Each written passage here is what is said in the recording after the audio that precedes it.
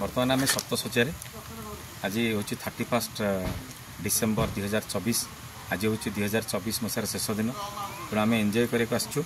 बर्तमान मुझे कहबी टिके सेपट को देखा बहुत पिकनिक पार्टी आज अच्छा तले ऊपर अच्छा किंतु आसंता काली 2025 प्रथम दिन जो बहुत गुड़े जनसमागम रहिबो बहुत आड़े पिकनिक पार्टी आसबे। ये गोटे ढेंकानाल गोटे फेमस प्लेस एवं ढेंकानाल टू मात्र 11-12 किलोमीटर दूर ये जगह अवस्थित।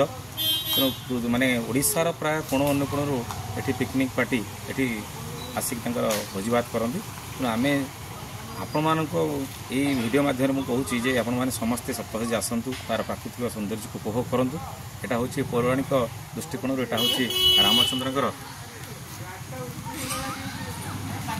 वनवास समय ये जगह से वनवास थे सप्तशଯ୍ୟା 7टा पहाड़ समागम ये।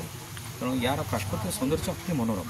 तेणु आपण मैंने चेष्टा करूँ थे आसी ये ढेंकानाल सप्तशଯ୍ୟା को थे आसतु बुलिकी जाए।